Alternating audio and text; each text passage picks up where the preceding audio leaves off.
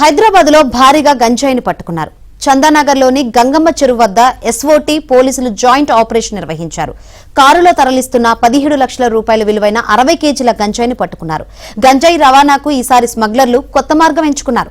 Car ఇంజన్లోని ఖాళీ భాగంలో గంజాయిని ఉంచి తరలిస్తున్నారు. ఒడిశా నుంచి చమన్ అనే వ్యక్తి గంజాయిని తరలిస్తున్నట్లు పోలీసులు గుర్తించారు.